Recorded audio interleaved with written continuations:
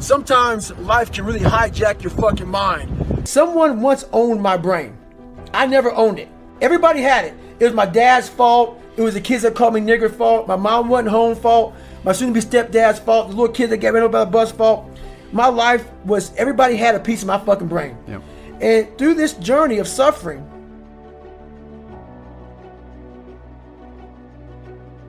sometimes life can really hijack your fucking mind.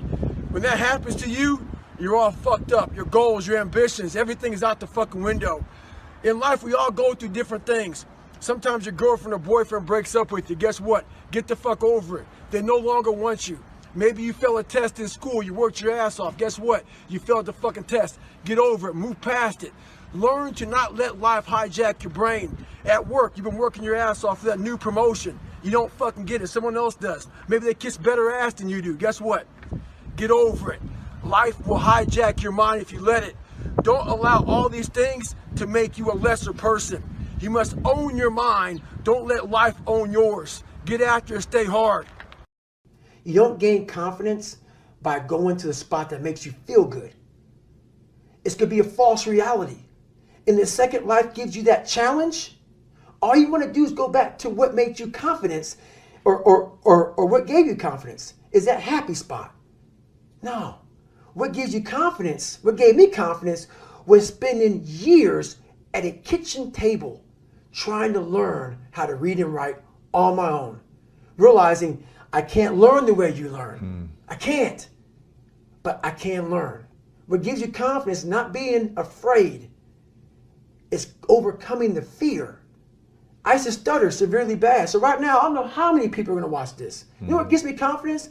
Is knowing I no longer care if I sit and start stuttering to you.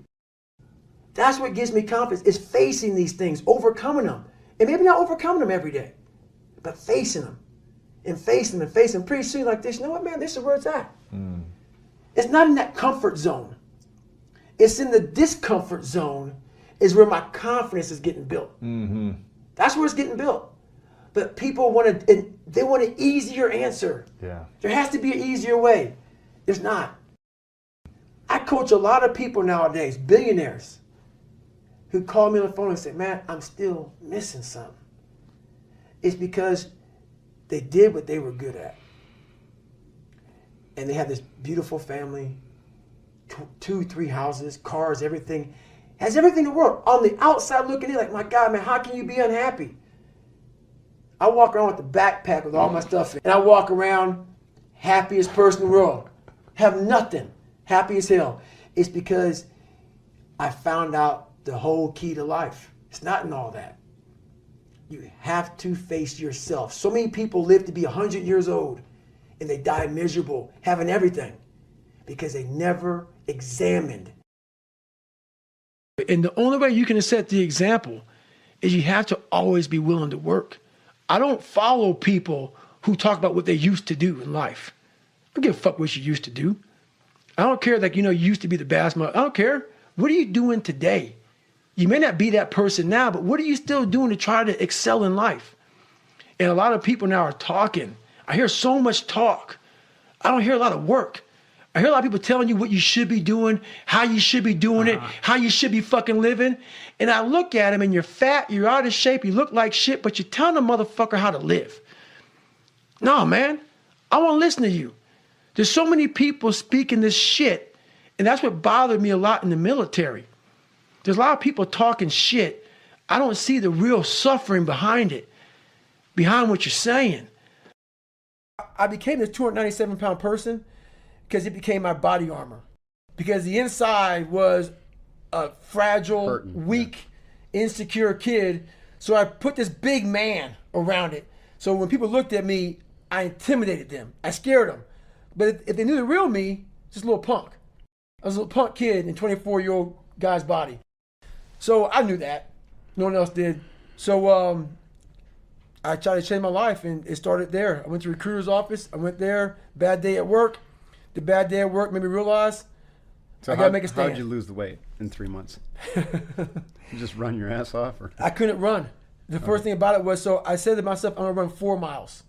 My first run out the gate, I'm going to run 4 miles. I ran a mile. I ran a quarter of a mile, walked home, sat on the couch depressed.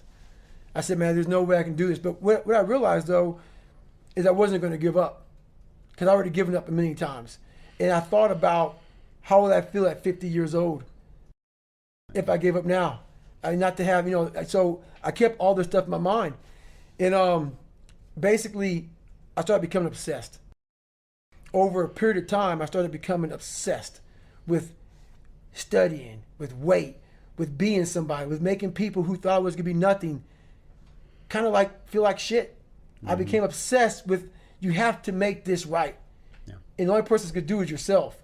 So I became obsessed with just being obsessed. Someone once owned my brain. I never owned it. Everybody had it. It was my dad's fault. It was the kids that called me nigger fault. My mom wasn't home fault. My soon-to-be stepdad's fault. The little kid that got ran over by the bus fault.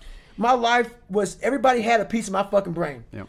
And through this journey of suffering, and the suffering, I put it in because I started finding myself. Yeah. And I started, oh no, I'm taking this fucking back from me. This part of my brain is mine now. And I started puzzling back this piece of my brain. And through that, I grew confidence.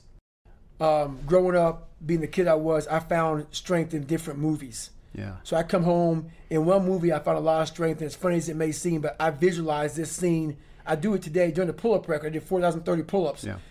The last time I did it, I actually got it. It took me 3 times. I played one song for 17 hours pretty much. And it's from this movie, Rocky 1, round 14.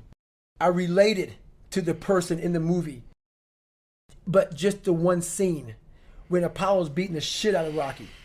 He falls in the corner, and everybody, and Rocky, and Apollo turns around, arms up, happy as shit. I got this guy.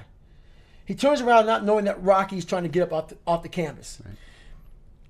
Mickey's his trainer saying, stay down. Right. Everybody's saying, you did good. You did good. You went 14 rounds with the champ. Rocky didn't hear shit. He got up. And what sticks in my mind today, and I'm seeing it right now, when he got up, Apollo starts to turn around to see the aftermath of what the fuck he just destroyed. And he did not expect to see what he saw. And what I see out of the whole movie, I see Apollo Creed's face.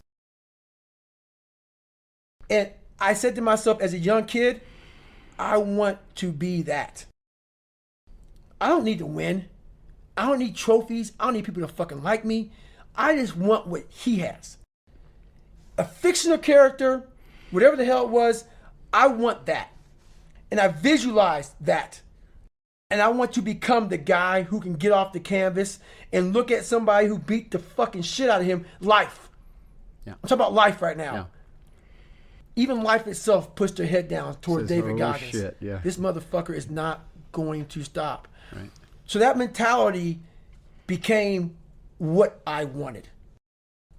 And that's how it started, with that visualization of the canvas. And all I got to do is just keep getting up. When you have everything so nice in life, it's great to have a great life. But what happens is you don't self-examine. You don't do a live autopsy. When you have a fucked up life, it almost forces you to do a live autopsy. It forces you to find strength from places that no one looks from. Because food is not at the ready. You know, I have a learning disability. It's not at the ready. I can't just pick up a book and start reading. Right. There's preparation behind everything I fucking do. There's everything I do has to come with so much fucking preparation. It's despicable. It makes me sick. My own personal life makes me sick. That's why I'm so disciplined now. Without my self-discipline, there is no David Goggins.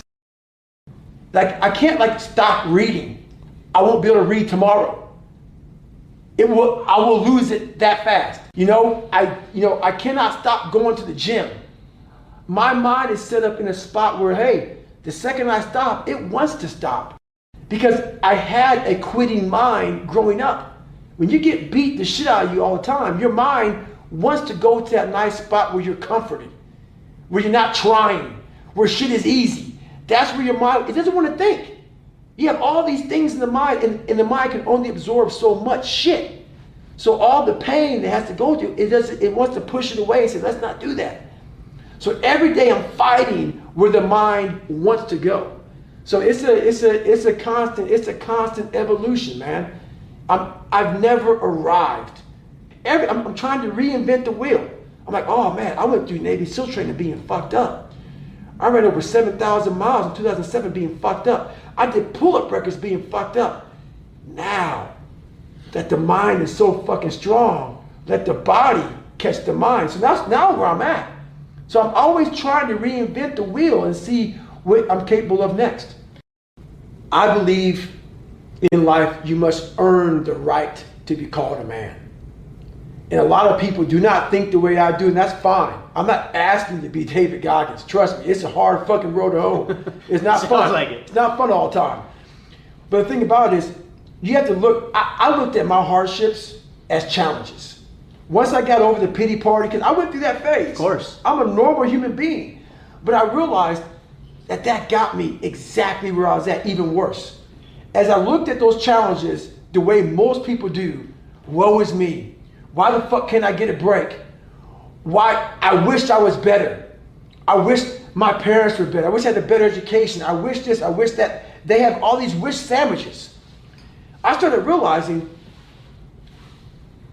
how can I fucking figure out how this shit can fucking work for me? So the one thing we don't do is when we're in that dark place is a great learning environment.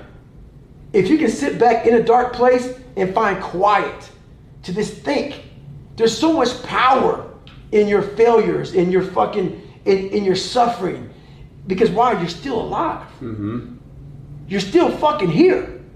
So you gotta look at that shit as, my God, man, this is power, man. Like, now I gotta flip this shit. How many men will be able to do what I'm about to do, what I'm about to try to do? Like, literally, what gave me strength was when I was at the worst of my worst. How many men would even fucking say they want to try to be a Navy SEAL right now? Yeah, very few, if any. I'm at the worst spot of my life. Like, I can't even walk down the street, let alone run down the street. And I'm gonna now call a recruiter up and try to be a SEAL. There's a lot of power in that. But people don't see it there. They see, man, that's stupid. I genuinely believed I could do it. And the reason why, because I had this voice in the back of my head that I kept on running from. I was afraid of the water. I was afraid of dealing with things that made me feel unaccepted. I didn't accept myself.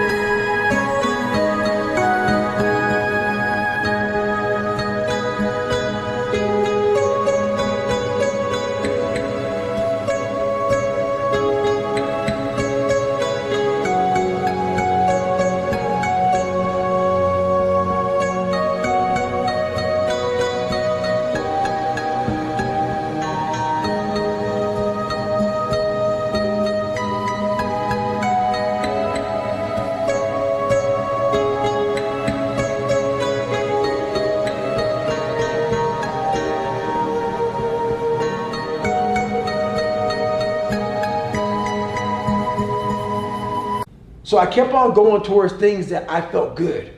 Let me go this way. But something kept on saying, motherfucker, you have it, man. You got it, man. But you're going to have to fail a lot. But you have it. And like I said, that voice kept on haunting me. But that voice kept on saying, if you face it, you realize it's not that bad. What do you think that voice is? I mean, I always, to me, it's God. Yeah, I know you've talked about that a little bit. To me, it's God. And I don't get off on the whole spiritual tangent. You know, I don't push that on anybody. I don't care what you believe in. But if you think you're the only motherfucker out here, just chilling out, and there's nothing, and I don't know what God is. No one does. I don't know anything about it. But I know there's something that is above David Goggins. There's too much energy in this world. There's too much. Trust me, I've experienced it, man. There's too much energy, and people call it God. You call it what you want. There's something out there that if you can tap into more than yourself, that there's something out there that truly exists. That if you're able just to let yourself go there, it truly exists. And that voice has been in my head, and whatever it is, it's been there. And I didn't want to listen to it because listening to it was painful, because it drove me to my fears. It drove me to my insecurities. It drove me to my lies. It drove me to the spot that made me feel self-doubt. And I didn't want to go there. It drove me, like, hey, over here in this pile of shit where everything is at, you're going to find the true meaning of your life. But I'm like, over there is all the bad shit. I don't want to go over there. I don't want to go like my dad's over there, the people that didn't like me over there. I'm over there. All that shit is over there. But once you go over there and start to re-examine that shit and start to master what you're afraid of, it's unbelievable, man. Like, I wish to God, the only way I can really describe it is if I can get my brain and put it in someone's head and say, all right, motherfucker, just shut the fuck up and just here. I can't explain it well enough, but here, I'm not super fucking man. Just this, look, this is what happens. Because basically, what's over there is victory. It's all fucking victory. But you have to have the balls and the fucking courage, man. And that's the hard part. There's no science behind this shit. There's no fucking practice. Literally, you have to have the balls to go in your own life, in your own shit. And once you go in there and you're able to face it and able to talk about it, you're now in the even playing field with everybody in the world. I don't give a fuck where you come from, how much money your parents have, how much money you didn't have. If you're able to handle yourself, know what you're about, know what you're made of, know how fucked up you are now on an even playing field with the world. So once I did that, all these people who have more money than me, where they came from, had great parents and everything, they're like, oh my God, I caught all you motherfuckers that quick. Because all the money, all the surface things go away. Because we all are human beings. Right. That money and shit, all that material shit, doesn't matter. It's what's deep inside of the core of your soul that fucking matters. And that's what I realized, man. I leveled the playing field out. But I had to go over there and face that shit first. And I'm not one to kiss my own ass, because obviously I tell myself how fucked up I am. But I'm also believing you have to give yourself credit when credit's due. And I became that fucking movie and then some. Like, if you look at the Rocky movie, and I look at it now, and it's still inspirational, that scene brings back those moments. I saw a Rocky train in the movie, but I see what I went through in real life. That movie's a fraction. That all those movies I watched that inspired me, they're all fractions of the real.